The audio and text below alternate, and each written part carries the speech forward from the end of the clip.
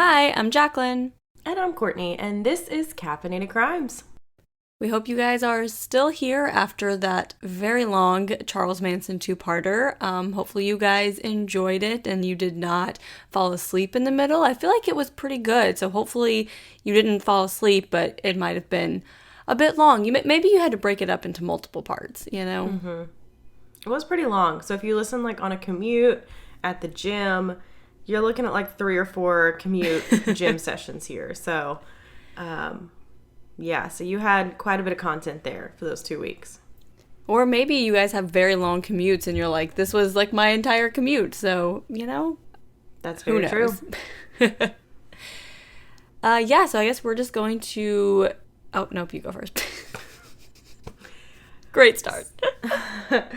So we are going to get into a few updates. So we kind of mentioned in Charles Manson Part 1 about Casey White and Vicky White, no relation, just the same last name, and how they were on the run. Well, by the time that episode aired, they were found, of course. I think on the day maybe it aired. I don't remember.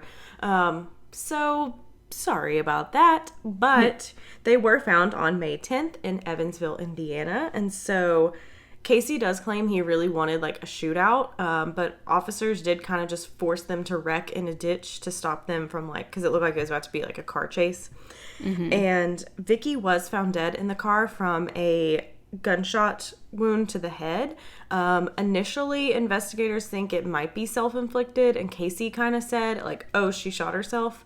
But we also know Casey's not a great guy, so who knows with that one. But it also could be Vicky being like, I put my entire life on the line for this, and I was a correctional officer for years, and I know what's about to happen, so I'm just gonna peace out. Gonna go on out here. Yeah, they reported very early on that it was self-inflicted. I'm like, how did they determine that? It was the day of or something. I don't know if maybe they saw her and saw it happen or something, and they're just not telling people because there was a chase kind of, or if they're going based off of Casey's statement, because he was he said my wife, which they weren't really married. He just said my wife shot herself or whatever. It wasn't me, which is kind of suspicious to me. But yeah, they had paid for a hotel for a 14-day stay, so they had intended to be there for a little bit. They had a lot of wigs. They had a lot of guns, like AK-47s, some hand pistol things, whatever. Mm-hmm. And also had $29,000 in cash. So clearly they were intending to stay on the road for a really long time. So somebody did see them at a hotel, tip off the police, and they were caught. Yeah, that was just a wild, few days between them. It's what it was the hell's 11 days next? Yeah, they were on the run, which is pretty crazy with how many cameras we have and social media getting information out everywhere quickly. It was crazy. Yeah, definitely. Another crazy story, and this actually was sent to me by one of my friends and one of our listeners, Sarah. So thanks, Sarah, for sending this because this is wild. So police were called to the home of 60-year-old Joseph McKinnon in Trenton, South Carolina, because his neighbors saw an unresponsive man in the yard. So something's wrong over here. And so when they arrived, they did find him dead with the body of 65-year-old Patricia Ruth Dent, who was wrapped in trash bags in a freshly dug grave. So, autopsy reports did show that McKinnon had suffered a heart attack and Patricia had been strangled, so the two were dating and lived together, and McKinnon had killed Patricia and then died of a heart attack while burying her. So, That's some real quick karma right there, but... We talk about why serial killers stop when they get older, and maybe this is why.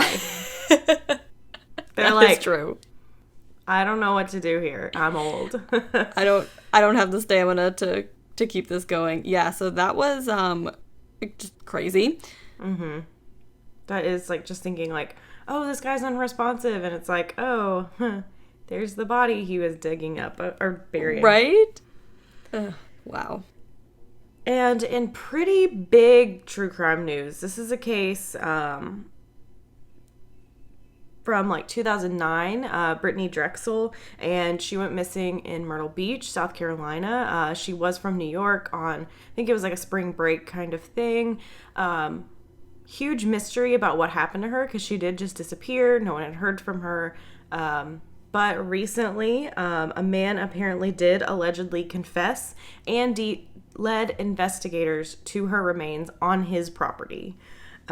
So he had been a person of interest in the case since 2012, but they never really had anything they could just like say for sure was him. And there was a lot of theories in this case too. There was sex trafficking theories. There were the people she was with theories. I mean, just countless theories. Yeah. And Richard Moody, I think I said his name, is the guy who confessed. He was also a registered says Raymond. What I put You said two, Richard. Yeah. Well, I put Raymond at the top and Richard at the bottom. Oh, I see. So. Cool. Raymond, Richard. Who knows? Who fucking cares? He's a murderer. Raymond Moody, he was a registered sex offender. He previously spent time in jail for the 1983 rape and abduction of a 9-year-old girl. So he had this history of just kind of being a piece of shit. And now he confessed that he did kidnap Brittany, sexually assault her, and kill her. And her remains were on his property. So it seems, and he confessed. So it's pretty clear that he's the one that did it. Pretty obvious here. Do you know, I've only seen like the highlights of this update, but do you know if, like, was he under pressure to confess? Like, had he been in, because I know he was a suspect, but like, was there something recent that like led him to confess, or did he just kind of go to police out of nowhere? Not that I really saw. I think I saw that he might have been arrested on something like unrelated. Or maybe something related. I don't know. There was like something like he was arrested for. I wonder if I still have the thing up. It didn't say. Because it just said I didn't know. May 4th he was arrested on an obstruction charge. And then on May 11th led them to the thing. But yeah, I'm not really sure. Yeah, who really knows? Maybe it was just like weighing on him. Like, who knows? I mean, it has been 12 years. So.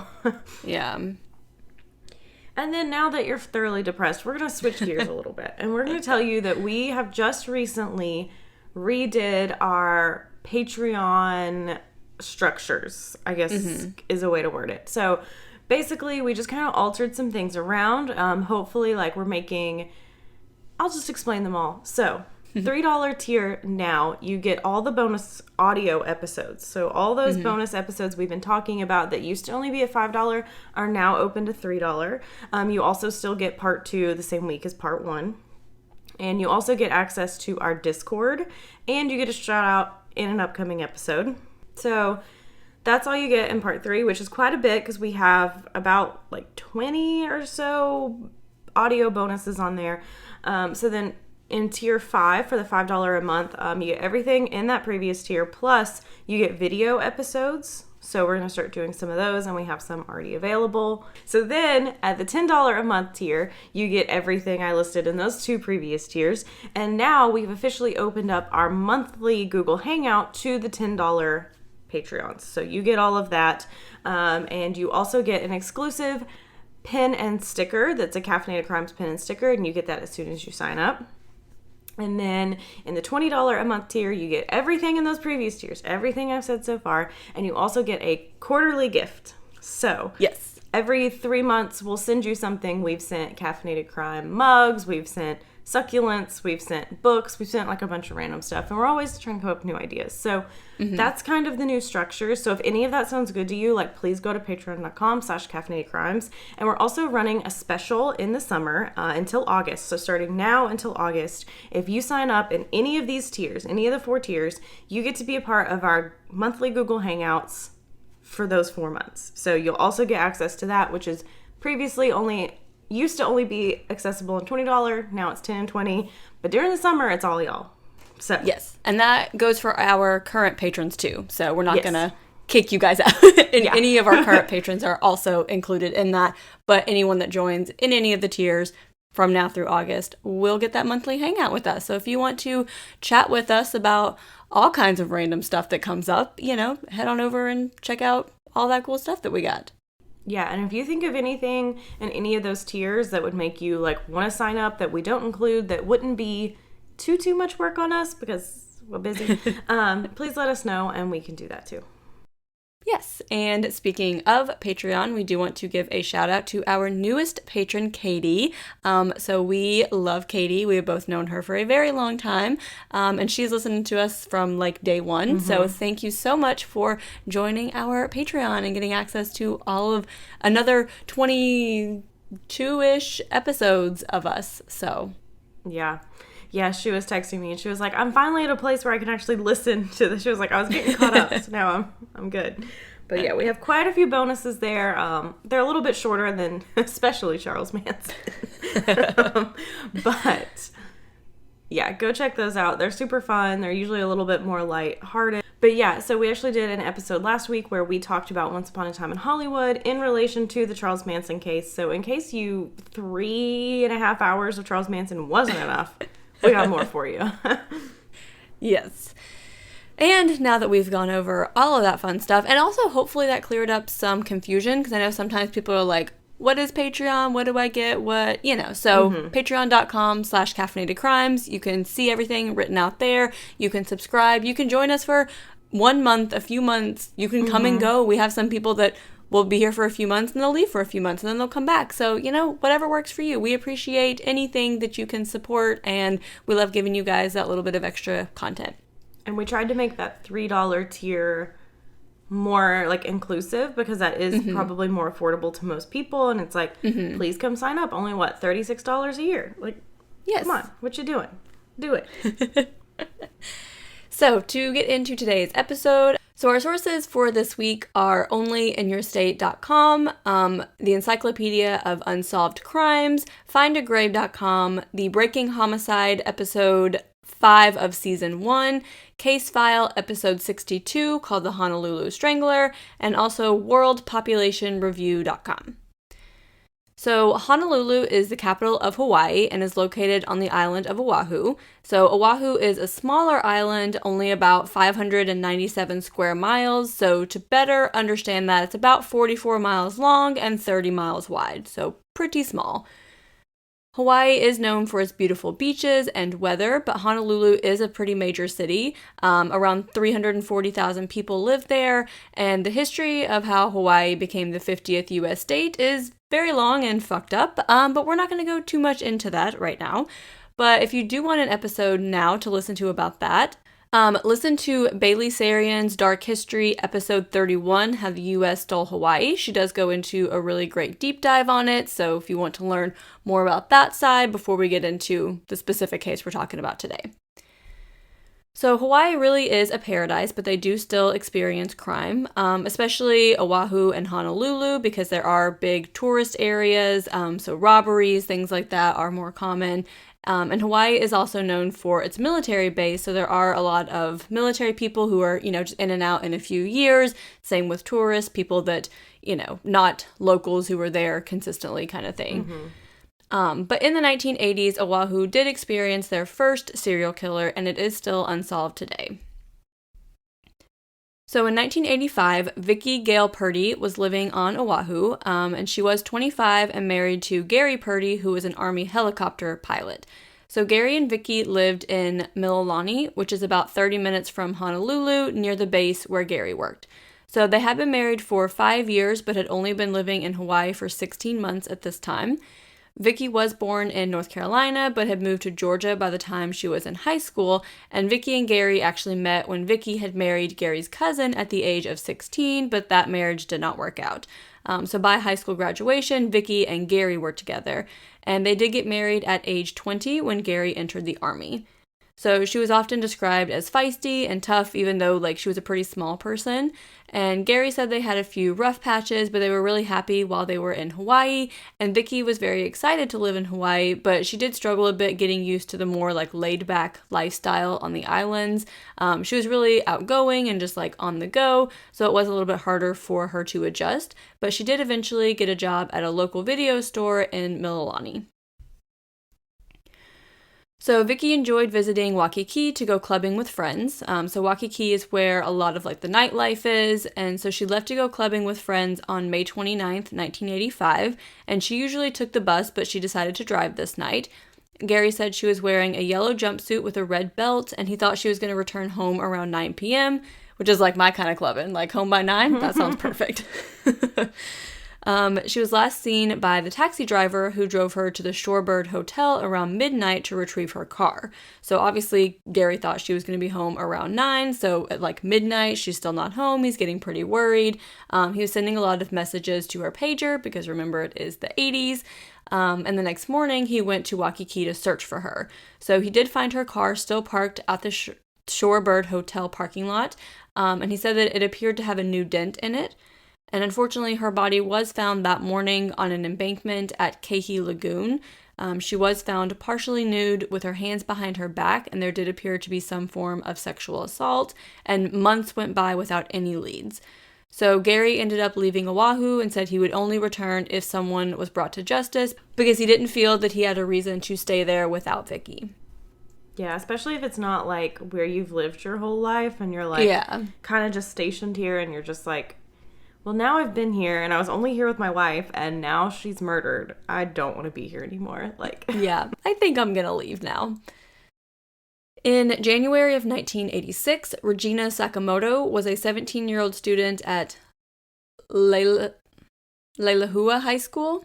I could not find the pronunciation, so I hope that is I think sort that of sounds correct. right. Okay. She was planning to attend Hawaii Pacific University later that year. Regina was born in Kansas and moved to Hawaii after her mom remarried, and her mom and stepdad eventually separated, and by 1986, she was living with her mom and brother in Wapahu, which is a little south of Mililani.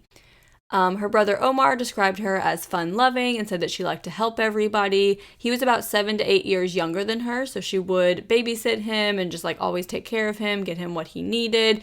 And she was also described as smart and just friends with everyone. On January 14th, 1986, she missed the bus and called her boyfriend from a payphone at 7:15 a.m. to tell him she would be late.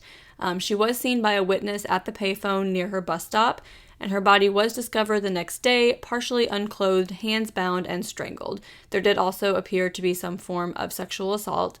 Omar was in the 5th grade when his sister was murdered, and Regina's mom is the one who had to identify the body, and Omar says that she really just lost it after that and was never really 100%, couldn't really get over that, which I completely understand. Mm-hmm.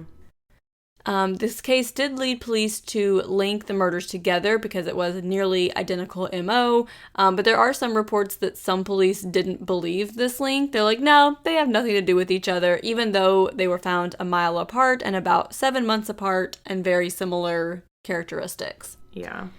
But they're like, Vicky was older and out at night, Regina was younger and waiting in the morning for a bus, so they're like, I don't know, but they would definitely connect these cases soon.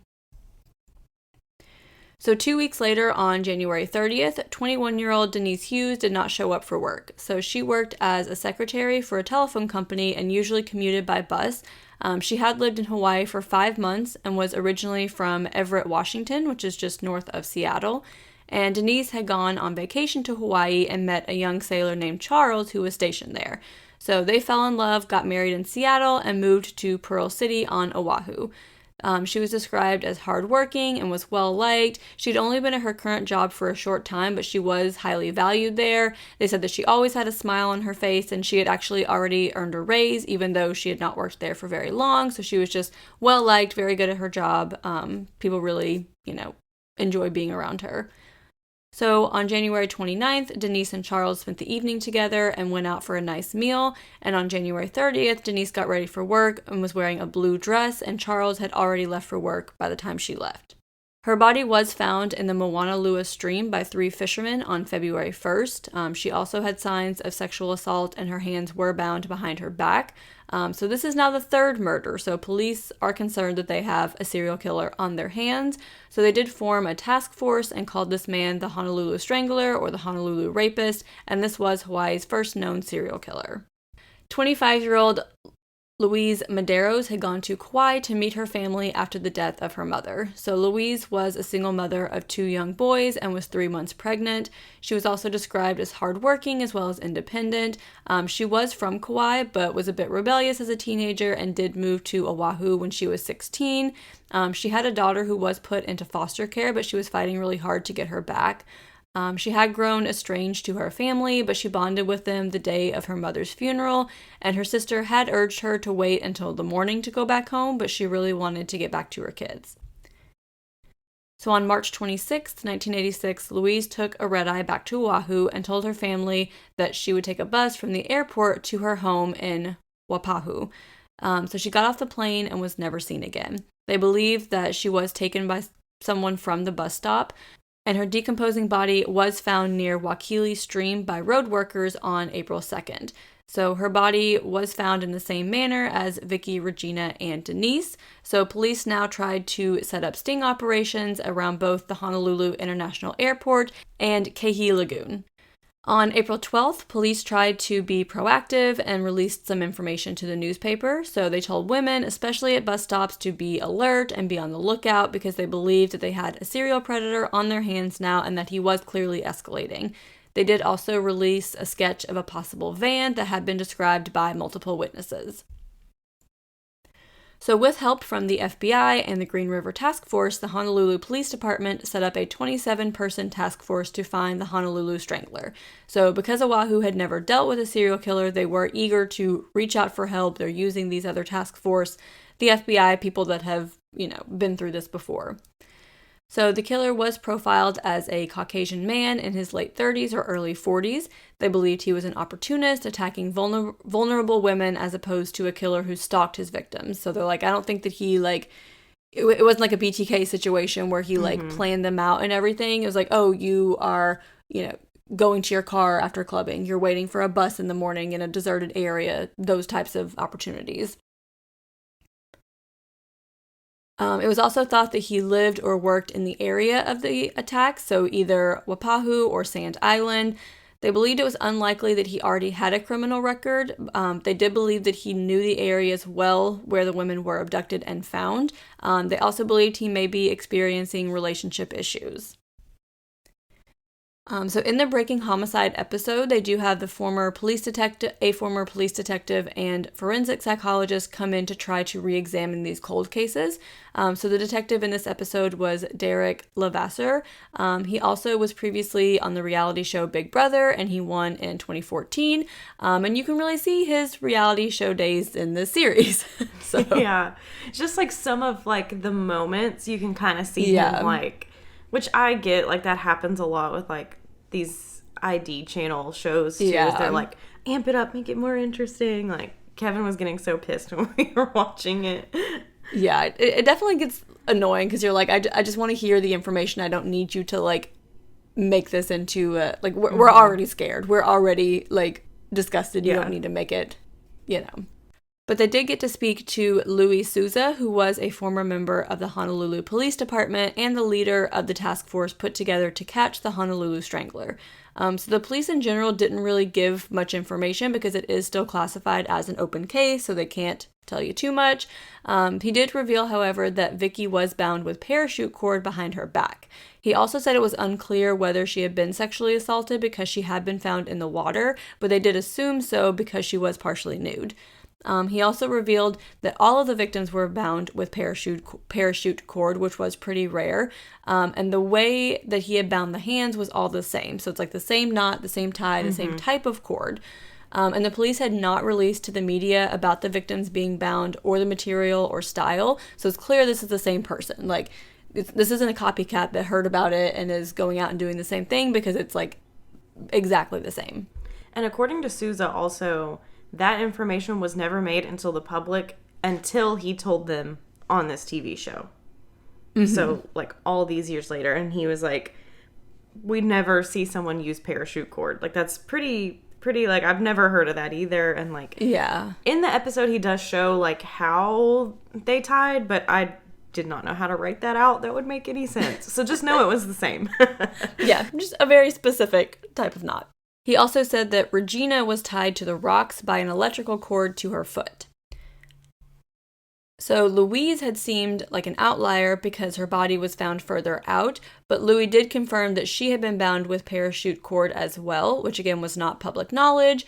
So her body was about 12 miles away, where the other victims were like 5 to 10 minutes from each other. But again, some of these very specific characteristics are like, we're pretty sure this is the same person. Mm-hmm. So 36-year-old Linda Pesce was from Northern California. She came from a working class background. In her 20s, after studying psychology, she actually hitchhiked across the U.S. alone. So she was known to be like tough and pretty streetwise. She moved to Hawaii to work as a dancer and then moved to Guam also to be a dancer. And she did return to Honolulu where she got married and had a daughter. She was very happy and carefree. She did really change after having her daughter.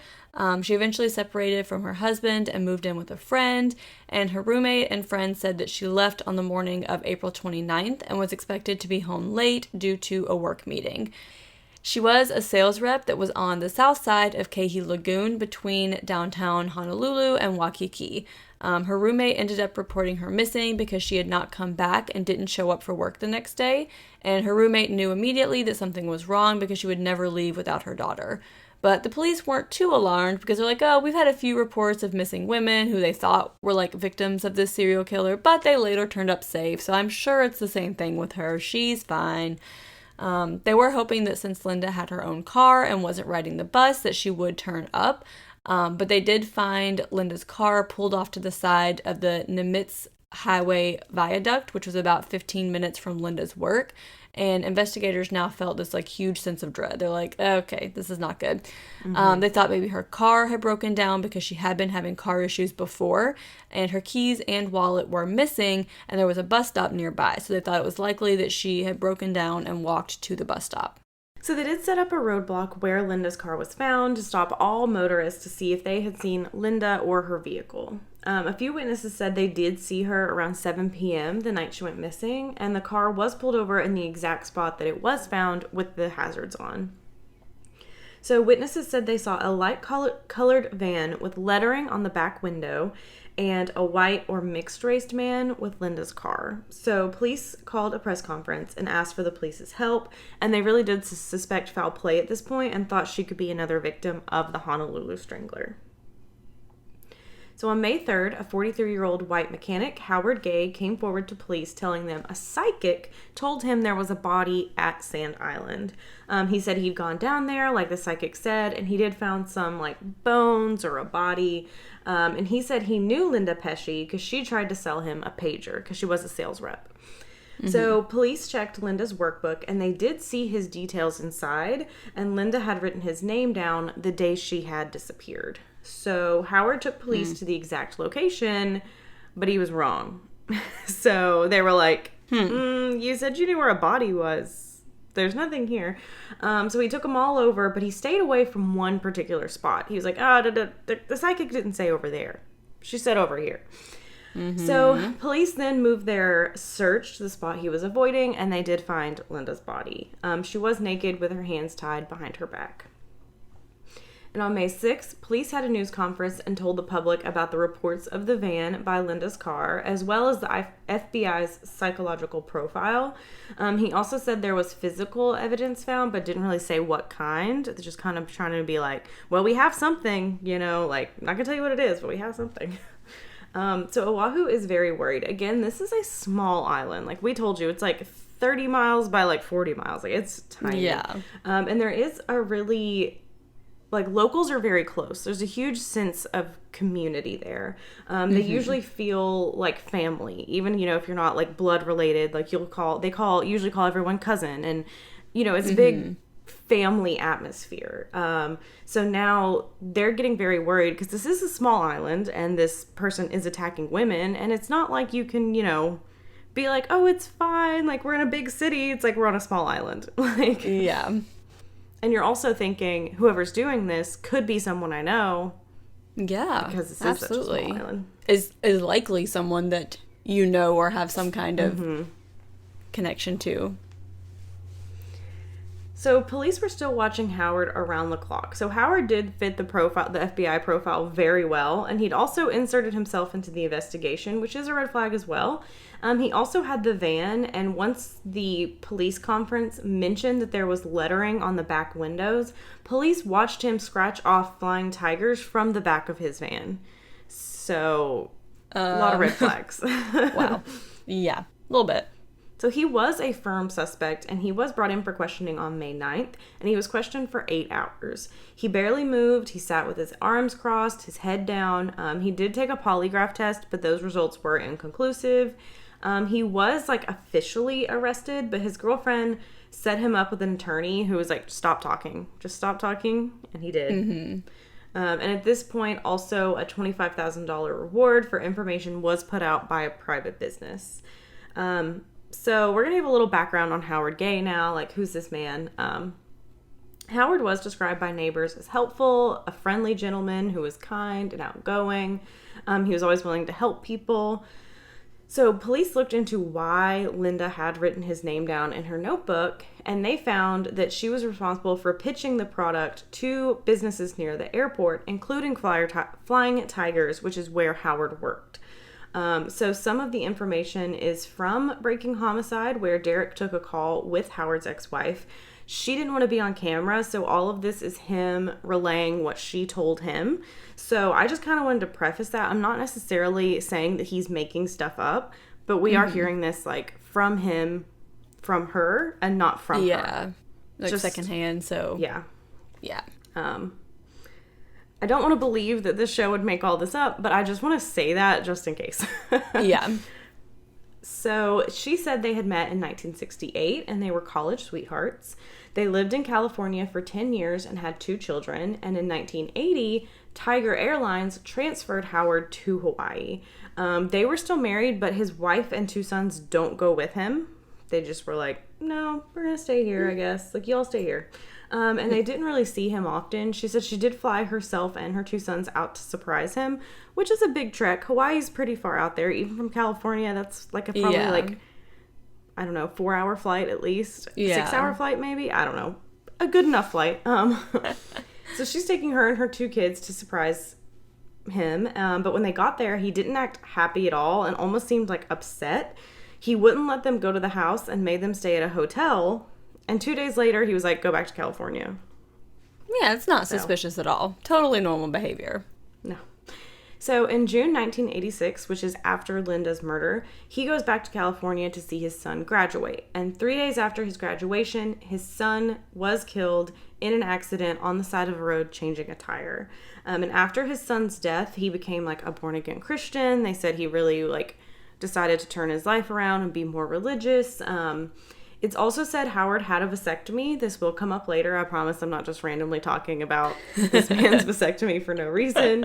Just a little fun fact about him in case you needed to know, Where's he from? All this stuff. You don't need to know. Just know he has a vasectomy. So, also, his ex-wife does not believe he has anything to do with the murders because he has been a long suspect. She doesn't believe he had anything to do with it. Again, this is all from the wife to Derek to TV. So. Mm-hmm. So what does seem confirmed by both Howard's ex-wife and Howard's girlfriend, they both said that he engaged in bondage activity, and they had allowed him to tie their hands behind their back and have sex with them. They also both described him kind of as a smooth talker, and his girlfriend said they've been arguing a lot lately, and she claims every instance of him leaving lined up with the murders. I fight with Kevin sometimes. I guess we don't leave, but I could not remember dates. I will say that. Yeah, no, not at all. Especially because he wasn't a suspect till the last one. So I'm just anyway. But that's what she said. Maybe she had a diary and she. I mean, that is true. Howard left again. Yeah. So this did stick out to the police since the victims had been bound. So there is kind of he does like that. And then also the girlfriend saying on the nights they fought, he left the house, which is allegedly the nights of the murders. So they're like, okay, more red flags here. Great. We got our guy. Yeah. Howard lived in Ewa Beach, which was about 4 miles away from where Louise was found, and it's also along the path if you were coming from the airport to Howard's house. So they thought Louise was kind of like an outlier, like she didn't fit along. But if we are claiming it is Howard, she was on like a path that he drove every day and really isn't that far. Yeah. So 2 months after Howard's arrest, a woman did come forward claiming she saw Linda with a man on the night of the murder. She did successfully pick Howard out of a photo lineup, and police were like, oh, we got this now. Like, we got our man. We got her picking him out of a lineup. However, the woman did not want to testify because she was scared that he had seen her and that he might come after her next. And she was like, I don't feel safe. I don't want to testify. Another story also came out about possibly Howard after his arrest. So Naomi was an assistant manager and waitress at the La Marina Sailing Club, and she said he'd come in 2 or 3 times or more a week for lunch. He was always police. He was always polite, but he would kind of watch her everywhere she went. Like, so when she was like filling up other people's water, giving their food, like she could always feel him kind of watching her. And he eventually did get bold, and he would eventually notice that she walked to the bus stop, which was about half a mile away. So he offered to give her a ride home, and she said no. And at first he was kind of nice about it, and then he got really aggressive. She said she was more tired than usual that day. Later she did realize she was 6 weeks pregnant, so that kind of explains why she was suddenly just exhausted. And he just kept insisting, and she was like, I just had a bad feeling. I didn't want this guy to give me a ride home. So another regular who was a part of a local bike gang noticed that she was like agitated, and she explained like, this guy won't leave me alone. He keeps insisting on giving me a ride home. So this guy's like, how about I give you a ride home? I'll take you safely to your door. Like, you know me, like all that. So Naomi says like something about this guy just made her feel safer. And so she did let that guy drive her home, and that the guy, Howard, she claims, was watching and got very mad and like stood up and slammed his drink down and stormed out and was like really furious. And a few weeks later, she heard on the news that the Honolulu Strangler had been arrested, and she found out that the Strangler had the white cargo van, and so did the guy that she had encountered. Breaking Homicide did show her pictures, and she said it did really look like Howard Gay. From her memory, she believes it was Howard. Mm-hmm.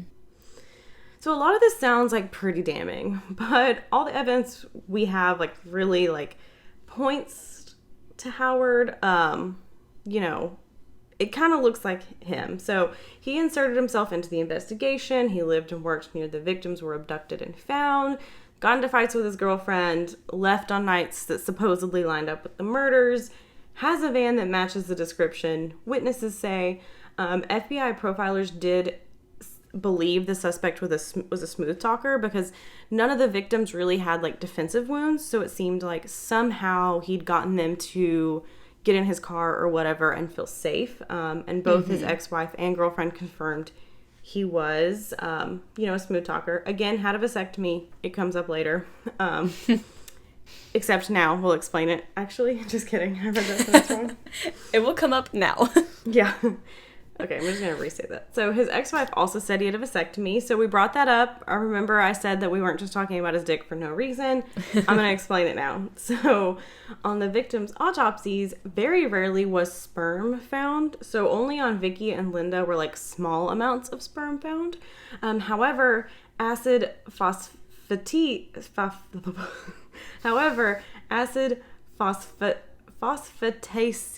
whatever, was found on Vicky, Regina, and Linda. Unfortunately, Louise and Denise were too decomposed to get an accurate swab. So what is acid phosphatase that I can't pronounce? It is clearly we don't know. We don't know. I know what it is. I can't pronounce it though.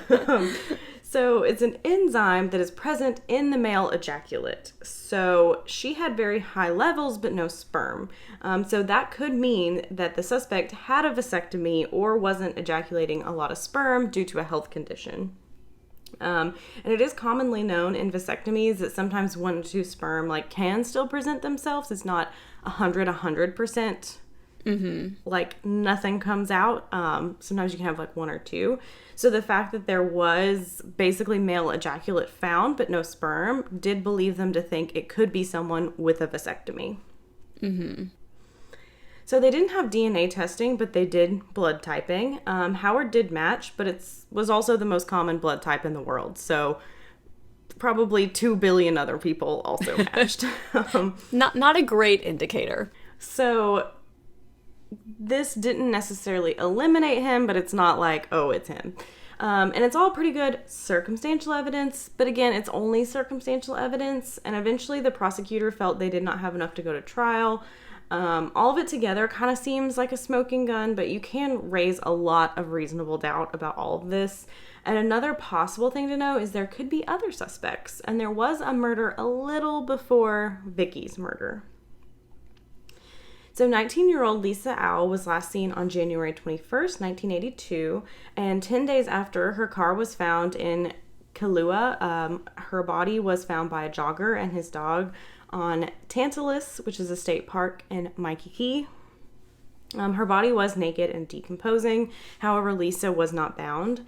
And no one was ever charged for her murder either. And so they believe she was abducted from where her car was found. And multiple witnesses, including another police officer, said they possibly saw a police vehicle behind her that night. And her car had just been abandoned and her purse was in the passenger seat. So that's kind of like, if you're leaving your car, why would you leave your purse if you weren't, So Gary Diaz was a major with the Honolulu Police Department. And if reports about a police or vehicle are true, they do believe the suspect could be a police officer or impersonating a police officer. So apparently, Honolulu Police Department used to allow police officers to drive their own vehicles. So there was no standard police vehicle then. Wow. That's insane. Yeah, I guess because it's such a small island, and I guess then they were like, we don't really need police that much. I don't know. Yeah. But that did help because they had details of a specific car that only a few people could have been driving. And there's no record of Lisa being stopped. So Gary believes that she may have been arrested for something made up, because why else would you leave your purse in the car? If you're being arrested, obviously you can't bring a purse. And you wouldn't just leave it if your car broke down, someone's offering you a ride, you're not going to leave it. So that officer, eventually they did find out the officer they believe had stopped her. He wasn't charged, he resigned, and he left the state. Okay. So they were kind of looking at that one because they were like, it's a little suspicious. And then all this came out and they were like, oh, so now you have a corrupt police department too. Oh, great. Yikes. So it doesn't really seem like the same person who killed Lisa, killed Vicky, Regina, Denise, Louise, and Linda, but clearly a police officer could use their power to lure women into cars, and they could just be driving their own car. Or they could be impersonating a police officer because there's no standard vehicle. So it's like, who knows what kind of vehicle is pulling you over? Yeah, because it's even with undercover cars, it's like, oh, I don't feel great about this, but you kind of recognize that it looks like a police car. But if you can shape, but if you can just be driving anything, which I feel like they're kind of leaning towards that way again, because not that you're driving your own car, but so many police departments have different types of cars now that it's from one area to the next, you can't recognize an undercover car. So yeah, which I will say, when I was in Hawaii, something I appreciated a lot. Anytime a police vehicle, they do have standard police vehicles now, at least from what I saw. Anytime they were driving around, they did have the blue lights permanently on, so they weren't trying to sneak around. They were doing what police is supposed to do, which is be present and be like, if you need me, I'm here, and not hide. Not have ghost cars. Exactly, in other countries where they're lime green and super noticeable, so that way it's hey, I'm here to help you, versus here you would drive and you would see the traditional police vehicle and his lights, they wouldn't be flashing, but they would be permanently blue. So you could see it from all around. Stand out. That's nice. So a big question in this case was always, how did he get these women in his car with them? And since none of the victims had substantial self-defense wounds. So this did lead to another possible suspect, William Stevens. He was in the military at the time and stationed in Hawaii. And he was arrested in 1989 in Seattle as a real suspect for Green River Killer. So we got a Green River Killer connection now. Wow. And they did find police and military uniforms. So he was in the military, but why do you have police uniforms? But nothing else really panned out over this. Like, no other evidence, like, really pointed to him. Mm-hmm. And no more cases were ever linked to the Honolulu Strangler again.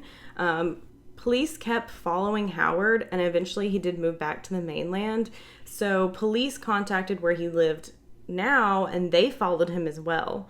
And actually, he was followed to Europe twice by the FBI. So they basically just, like, permanently tracked him, but he never really did anything again. He was never linked to any crime ever again. His wife did say their son died, and they're like, maybe him, if he is it, becoming like a born-again Christian, becoming religious, would be a life event that would make you stop. But I don't know. So police only did have circumstantial evidence and nothing concrete on Howard. So they're just like, we can't charge him because anything you bring up, we can be like, oh, he has a vasectomy. What, I think I looked it up. 5 million men in the U.S. have vasectomies. Yeah. And Howard did die in 2003 from kidney failure in California. In 2016, Honolulu police tried to retest anything they could, and they also created a database that would allow things to be tested when new technology is available. So it could help cold cases and new cases going forward, but to this day, no one's ever been charged or convicted of the Honolulu strangling serial killings. And that is the murders of Vicky Purdy, Regina Sakamoto, Denise Hughes, Louise Medeiros, and Linda Pesci. And we also briefly talked about the murder of Lisa Au as well. Wow, that's a puzzling one, you know? Because I feel like so many things are so fitting for Howard, but then at the same time, there are things that don't fit, or there are other people that look really good, and would you be able to just stop? Which, I mean, you could. Yeah, I don't know. And if you watch Breaking Homicide, they, and I don't know if this is editing, again, I'm just disclaimer on these, like, true crime shows, they did have most of the police people they interviewed say they fully believed it was Howard, and they even had the DA at the time be like, I fully believe it was Howard, Wow. but I just didn't have anything to charge him. And they did, because Omar Sakamoto they, like, interviewed him and talked to him, and, like, they did come and be like, it's Howard who killed your sister. They're like, we think we solved this. There's just not enough evidence, which I don't really love that. Like, No. And they had like Louis come and, like, talk to him and be like, I really believe it was Howard. And I'm like, but you don't know. I mean, it, like, if you don't have enough to charge him, but but if you don't have enough to charge him, you shouldn't be telling victims' families like, oh, it was probably him. Yeah, and maybe they just wanted to be like, it's him, to, like, give Omar, like, some closure, but, like, in that, like, they believe it was Howard because of, like, the van and the vasectomy and, like, where he lived and worked and, like, all that. I mean, it does add up really well. Yeah. But this is just one of those cases where it's, like, from the 80s and you don't have DNA, and so you can't definitively link him, and you take it to court and it's like, but there could be reasonable doubt, so I don't know why they didn't try maybe at least one of the murders, because if that failed and later evidence came out, you could try the next one. But again, like, Oahu is a small island, and I don't know if they felt they could, you know. And I feel like, too, a lot of the, like, circumstantial evidence against him is, like, compounded among all the murders, you know what I mean? So, like, if you look at, like, one specifically, would they even have enough circumstantial evidence to even attempt, you know what I mean? Like, because I feel like it would be even less circumstantial evidence looking at just one and not all three as, like, a pattern, because if you're just charging with the one, you wouldn't be able to bring up the others. True. And so that might be why they, you know, chose not to at all. It is obviously a big tourist destination, and the known murders, I mean, within the same MO did happen in a short period of time. So was it someone who was just visiting, and was it someone in the military who was stationed there for, you know, because they bring that up a lot. Is there, like, people come for, like, 2 years, 4 years, and then they're gone, and it's goodbye, see ya. Like, you never know. Yeah. Wow, that's a tough one. I mean, yeah, Howard does seem very likely, but who knows? The most damning thing with Howard to me, two things really, inserting himself into the investigation with the whole a psychic told me where to find this body and then led to Linda Pesci, like that doesn't really add up to me. And then him like scraping the lettering off the back of his car, but that could also be like, shit, I already went forward with this and they found this body and now there's this. Like, we've seen it before where people are like, oh, I did this because I thought you would think it was me. You know what I mean? Yeah. Like, so that's like the most like damning to me, but again, it's like circumstantial. But if he had never inserted himself and said that the psychic told him this, which, you know, is a big red flag and sounds like bullshit, but if he had never done that, would he have even been a suspect? So would these other things have even, you know what I mean? So it's like, this is the big thing that led police to him. And then like we see so many times, they try to make the evidence fit the person instead of using the evidence to find the person. So once they had him on their radar for this very big reason, now they're looking at all these other little things that could add up versus if you just pick up a stranger on the street and then you try to do the same thing, you're also going to find these little things that could add up. So, and that could be the main thing that businesses by the airport there, and there's, I mean, you got cargo. I mean, it's an island where everything, almost a lot of stuff gets shipped in. You know what I mean? Yeah. So you got a ton of cargo coming in and out. You got a ton of planes coming in and out. Like, I mean, it could be anybody. It's, yeah. All right. So that being said, Courtney, what is your perk of the week? So my perk of the week is that I got to go to a game at Truist Park. So Kevin and I like to go to new stadiums, arenas, parks, et cetera, et cetera. So we are actually San Diego Padres fans because we went one time and we thought it was really cool. And then the pandemic hit and we could only watch baseball. So we became Padres fans. And so they were playing in Atlanta against the Braves. So we went and we got to go see the game. We did lose, which was a bummer, but it was fun. It was a nice stadium. I got a hot dog, got some beer. You know, the typical things you get when you go. Yeah. But yeah, it was super fun. We got to spend the weekend in Atlanta, just kind of explore a little bit. I got some kava because Kevin was like, I looked up a kava near us and I was like, you're speaking my love language right here. Don't quote me on this. I need to double check. I'm pretty sure I saw a kava's coming to Turkey Creek. We're getting 2. Oh. I told you that, Jacqueline. I sent that to you. Whoops. So we used to have Zoe's Kitchens, which are owned by the same people, and we're getting kavas. So we're getting one on Bearden Hill and one in Turkey Creek. That is very exciting. I'm glad someone shared that with me. I don't know if this is positive. I'm like, I sent you that Instagram story. I knew it was in my brain from somewhere. Yeah, so they're converting to like former restaurants to kavas, but they're not open yet. And so I need it to open. I'm very excited. Yeah, kava is delicious. But yeah, that is my perk of the week. Jacqueline, what's your perk of the week? So I'm going to do a Courtney and give a preemptive perk of the week. So I do have my spa day this afternoon that Andrew bought me for Christmas. So here I am in May finally using it because life is busy and, you know. So it's a 3-hour spa day. So I'm getting a massage and a facial and there's like a hand and foot pressure point thing. I don't know what. No, it's like a reflexology. I'm maybe making up that word. I think they I guess kind of massage, but it's like acupuncture without the needles. I think so. Yeah, I'm probably making all this up. I have no idea what I'm talking about. So it's included in the package that he got me. I don't know, but yeah. So I'm doing that this afternoon. So I'm very excited for that. Hopefully it'll be nice and relaxing while it's going to be 100 damn degrees outside in May. So yeah, it was hot yesterday too. It was a scorcher. I really desperately want another facial, but I just can't afford it right now, if we're being honest. It's like $150 for an hour. Like, I can't. Yeah, one of those things that's a little hard to like just splurge on, you know, like for the wedding. I was like, it's for the wedding, I gotta look pretty. And then I said I was gonna get one for my birthday, but I'm just like, okay, that's an expensive birthday to me gift. I gotta chill. So and now Courtney's recovering from the wedding and the honeymoon, so she's like, oh, now I can't do that anymore. Yeah, Kevin and I were just looking like, we're fine on money, but we were, like, looking at everything we spend, like, what can we cut out? Like, Yeah. mostly our biggest spender is we go out on the weekends and drink and spend too much money. Not too much, because it's not like we're broke. Like, we have money. It's just, we need to save money, because Kevin's car is about to break down. So. Courtney's like, I pay my bills, okay, guys?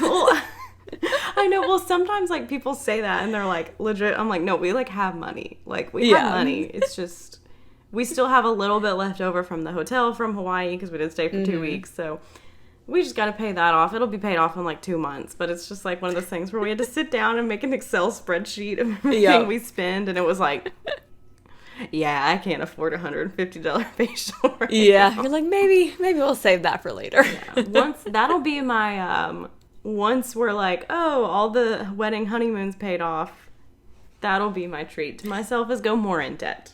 So. Exactly. That's what you do, right? It's the American way.